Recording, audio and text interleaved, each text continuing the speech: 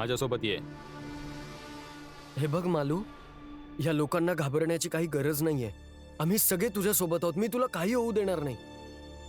याला कोणाच्या सोबतीची गरज नाहीये. मालोजी, आठव, जेव्हा तुला कोणी साथ देत नव्हतं तेव्हा आम्ही तुला साथ दिली. तुला जेवण, दवा, दारू, राहायला जागा सगळं दिलं. यामुळे आता ह्याचा हात सोड आणि ये आमच्याकडे. नाही मालूजी, तू कुठं नाही जायचं. तू इथंच राहायचं.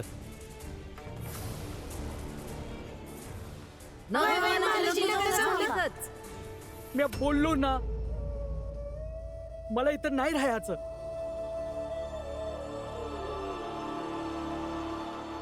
तुम्ही लोक कोण हायसा म्या नाही ओळखत.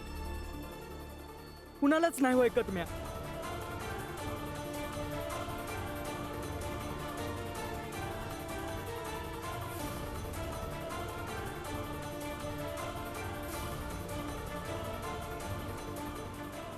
फक्त ओळखतो तर शिशुपालजींना.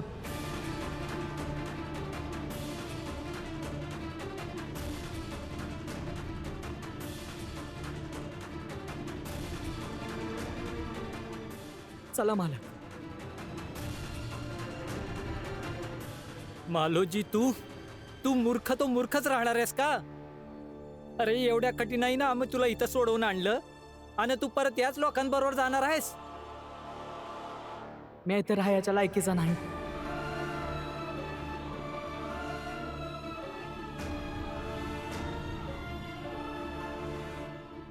चला शिशुपालजी.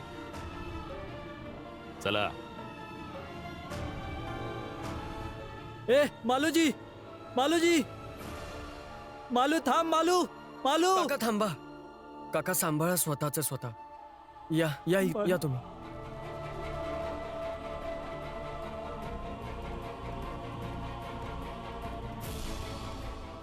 यापेक्षा बरं झालं असतं की माझा कोणी भाऊच नसता. काका काहीही बोलू नका. का नको बोलू भीम? एवढ्या वर्षानंतर तो आला आहे. केवढी वाट बघितली त्याची आपण, आणि आता जाता जाता म्हणून काय गेला की तो ओळखतच नाही आपल्या लोकांनी.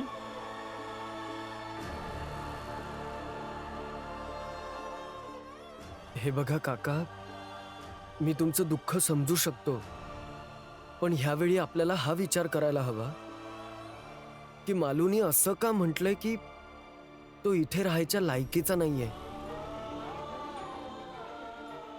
मालू पण माणूसच आहे ना काका.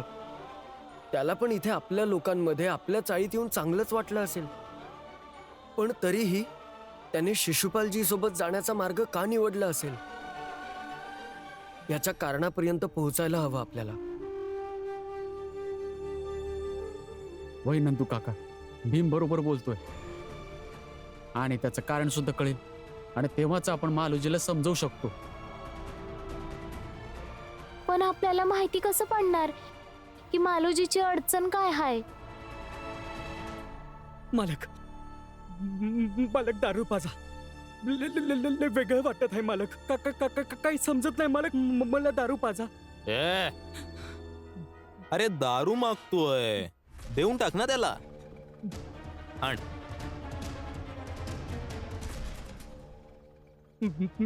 द्या मालक. घे. द्या.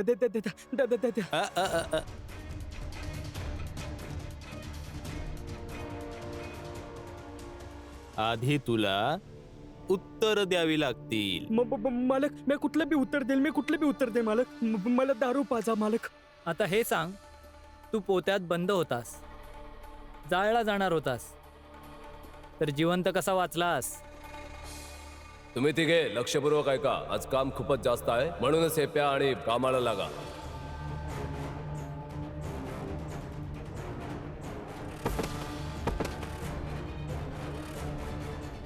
आणि जर तुला हे पाहिजे तर रिपोर्ट लिही, ज्यात आमचं नाव नसायला हवं.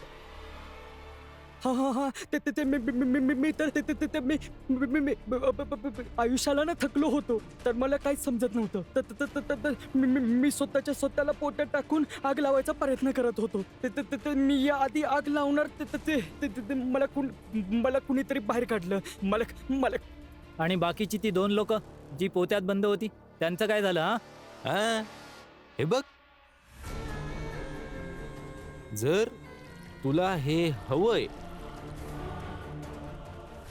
तर त्या दोघांचे आरोप आपल्यावर घे आणि हेप्पी मी केलं. ते दोघांना लय भांडण करत होती, तर मला काय समजत नव्हतं. तर मी त्या दोघांनी पोत्यात टाकून त्यांनासनी आग लावायचा प्रयत्न करत होतो. मला दारू द्या ना मला. घे पी.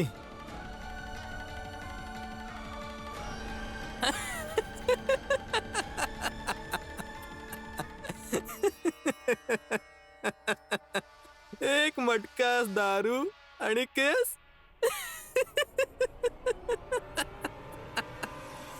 येतो म्या भीमराव. आधी पण तू माझं आयुष्य वाचवलं होतंस, आणि पुण्यांदा आज तुला माझी गरज पडली तर माझा जीव देऊन बी तुझं उपकार फेडेन म्या. अहो, काय बोलताय तुम्ही हे? मी जे काही केलंय ते उपकार नव्हते. हे बघा, तुम्हाला जर असं वाटत असेल की मी जे काही केलंय ते उपकार होते, तर फक्त एक काम करा. तुम्ही पण कोणत्याही गरजूला आयुष्याच्या योग्य मान्यता शिकवा. त्याचं आयुष्य योग्य मार्गावर लागावं हा प्रयत्न करा. बस, मग हे सर्व उपकार फिटले जातील.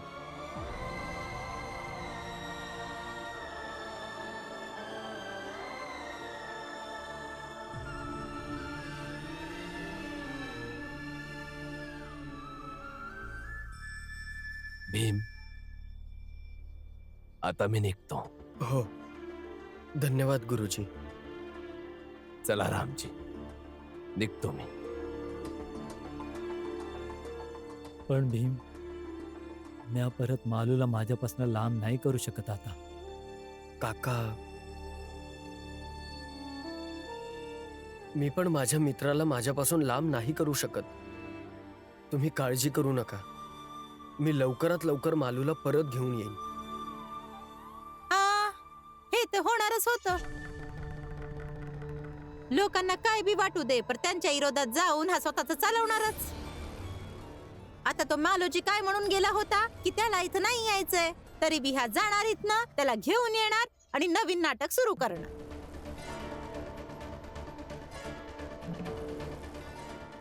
चल पोरा. हो बाबा, चला. बाबा, मी पण येतो. पण तुमची तब्येत. लक्ष्मी, काय नाही होणार.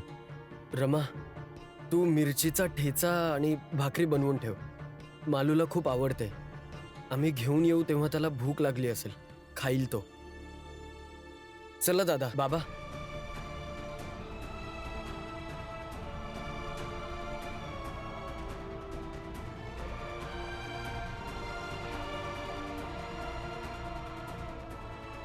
जिजाबाई,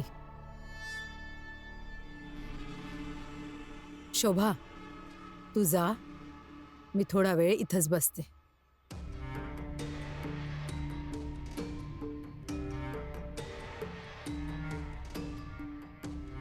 काय झालं जिजाबाई? तुझी कुठली मैत्रीण आहे? हा, कोणी नातलग? नाही, न कोणी मैत्रीण हाय, ना कोणा संग चांगलं नातं हाय. अरे हा, तुझी एक वहिनी होती ना सगुणाबाई, जेव्हा इथं आली होती तेव्हा तुझ्यासारखीच बघ बघ बघ करत होती, पण हळूहळू सुधारली. कारण भीमनं तिला योग्य मार्ग दाखवला. तुझ्याकडनं तर ती बी अपेक्षा नाही करू शकत है ना. जेव्हा कोणी मैत्रीण नाहीये, कोणी नातलग नाहीये, तर तुला कसं लक्षात येईल की मैत्री काय असते, मैत्रीमधलं प्रेम काय असतं, मैत्रीचं मायनं काय असतं. जास्त घुमवून फिरवून बोलायची काही गरज नाहीये. स्पष्ट स्पष्ट बोला काय बोलायचे ते. आणि बोलायचं काय तुम्हाला? तुमच्या बोलण्याचं माझ्यावर तसंही फरक नाही पडणार आहे. बरोबर म्हणत आहेस. जेव्हा तुला तुझ्या पती, कुटुंब, सासर, मुलगा, सून यांच्याकडून काही फरक नाही पडत, तर माझ्या बोलण्याचा कायच फरक पडणार आहे. घरापासनं लांब गेल्या आहेत ना, तर आता माझ्यापासनं पण लांब लांबच राहा, नाहीतर चांगलं नाही असणार तुमच्यासाठी. आता काय लांब जाणार हा? जेव्हा मी घरात होती तेव्हा तू माझी सून होती म्हणून मी मर्यादेत होती. आता तर माझ्या घरच बदललं आहे, म्हणून आता काय मर्यादा राहिली आहे? सासू बनून तुला नाही त्रास देऊ शकले, पण बघ शेजारी बनून म्या तुला कसं त्रास देते ते. सरक माझ्या रस्त्यात ना. अरे मारत कुणाला आहे? सरळ चालता नाही येत का तुम्हाला?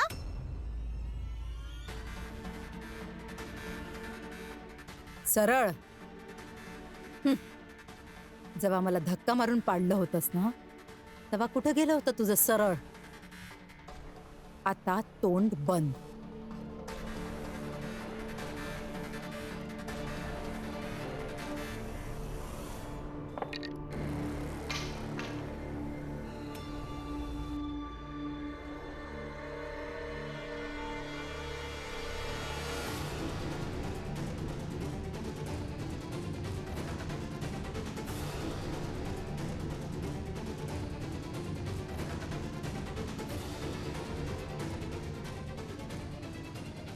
जिजाबाई, सांगितलं होतं ना तुम्हाला की ही माझी आई आहे, म्हणून यांच्या संग थोडं इज्जत आणि सभ्यतेने वागत जा. जर आता हात उचलला ना तर तुमचा हात तोडून टाकीन. बरोबर बोललीस तू. आता परत यांना हात नाही लावणार. आता तुझे पाय तोडून तुला कुबड्यांवर चालायला लायकीचं बनवीन. शोभा, चला आई.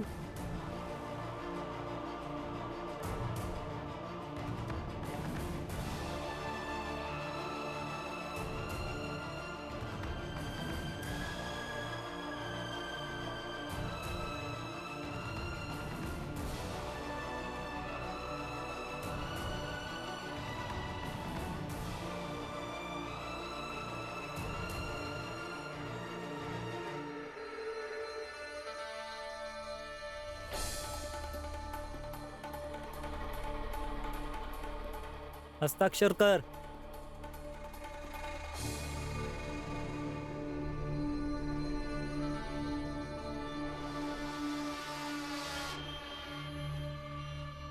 हा तुझ्यासाठी एक काम आहे. हे पुण्याचं ट्रेनचं तिकीट आहे. ट्रेन पकड आणि पुण्याला निघून जा. घे. आणि जेव्हा इथलं काम सुरू होईल तेव्हा तुला परत बोलावलं जाईल, हो ना? आणि तुला तिथे दारूची कुठलीच कमी नाही होणार. जा जा. ठीक आहे मालक, मी आत्ताच जातो.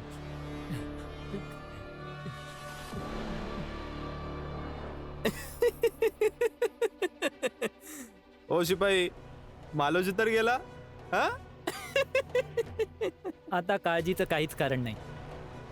महालोजींनी सर्व काही स्वीकार केलेलं आहे. आता बाकी सगळं आम्ही सांभाळून घेतो. तुम्ही जा आणि निश्चिंत राहा. धन्यवाद. हा, एक काम तर झालं.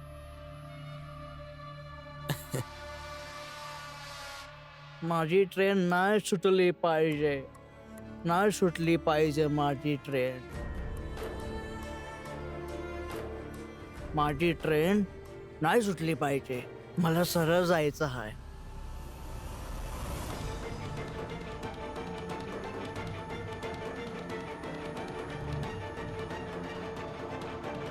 मालू, घरी चल माझ्यासोबत. चल माझ्यासोबत. तू परत आलास? नाही जायचं मला घरला. नाही जायचंय? का नाही जायचंय? तुला माहितीये जेव्हा तू नव्हतास तेव्हा काय काय झालंय?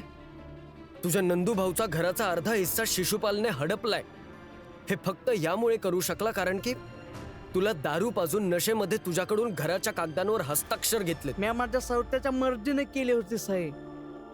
बर तर तुला नंदू भाऊनं पाठवलं हाय हा का मला परत घरला घेऊन जाऊन आपल्या अर्ध्या घराचा हिस्सा त्याच्या नावावर करावा म्या? हे बघ मालू, असं काही नाहीये. मला वाटतंय तू घरी परत यायला हवं म्हणून नेण्यासाठी आलोय मी. नाही जायचं चल. मला. पण का नाही जाणार? खरं खरं कारण तर सांग. मी बाहेरच बरा आहे. ना मला भावाची गरज आहे ना मला कुणा दुसऱ्याची गरज आहे. माझ्याशी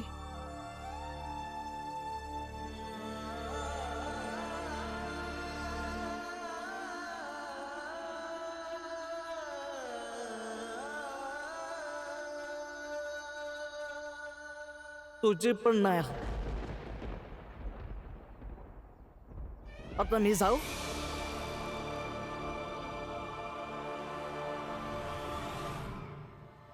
पण मला आहे ना गरज तुझी.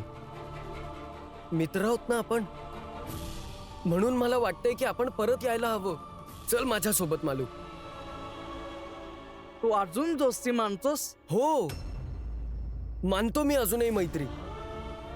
कारण मैत्री प्रत्येकाशी नसते, आणि जेव्हा मैत्री होते तर जीवनभरासाठी होत असते. मग परिस्थिती वाटेल तशी येऊ दे, मैत्री निभवावी लागते. तुला माहितीये, तू नव्हतास तेव्हा असं नव्हतं की मी प्रत्येक दिवशी तुझ्याबद्दल बोलत होतो, पण प्रत्येक दिवशी तुला नक्कीच आठवत होतो. आणि आठवण काढून हा विचार करत होतो की तुझ्या नसण्याने मी किती कमी होऊन जगतोय.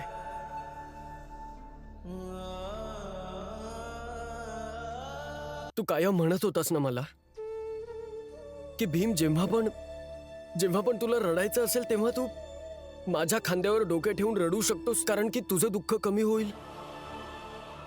आई, माहित नाही का पण आज तुझी खूप आठवण येतेय.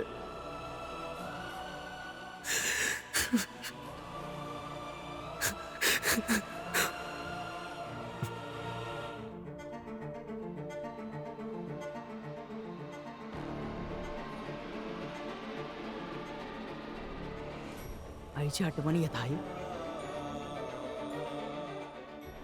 मी आहे ना.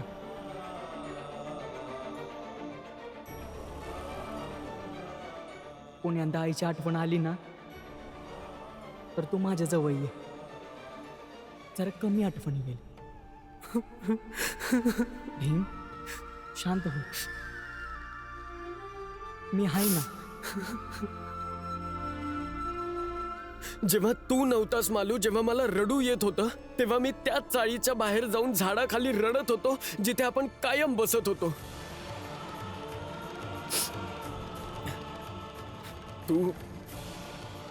तू कधी विना हिरवी मिरचीचं जेवण नाही जेवायचास, आणि मी पण जेवणात कधी हिरवी मिरची खाल्ली नाही. पण जेव्हापासून तू सोडून गेलायस, मी रोज जेवणासोबत एक हिरवी मिरची खातो. खूप तिखट लागते पण तरीही खातो. पण आता बास झालं. आजपासून नाही खाणार. आजपासून तुझ्या वाटणीची हिरवी मिरची तू खाणार. सुटका कर माझी. आता चल माझ्या बरोबर. भीम, तुला त्याच मैत्रीची शपथ आहे. मला जाऊ दे. मला नग थांबवस.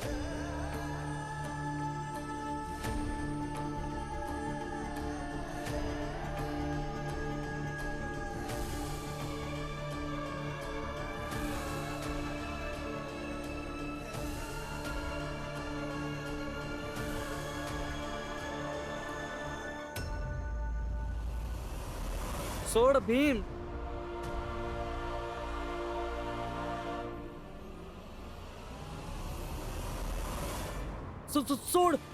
सोड मला. सोड मला भीम. मी तुला मैत्रीची शपथ दिली होती. तू मैत्रीची शपथ तोडत आहेस भीम. सोड. मैत्रीच निभावतोय मालू, आणि मैत्रीमध्ये फक्त बोलण्यापेक्षा करणं गरजेचं हे असतं जे मैत्रीसाठी योग्य असेल. आणि हे तुझ्यासाठी योग्य आहे.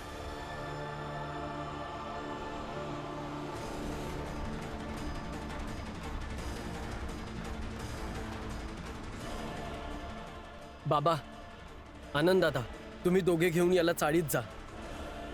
मी येतोच. सोडा मला सोड. तू कुठे चालला आहेस भीम? हिशोब करायला.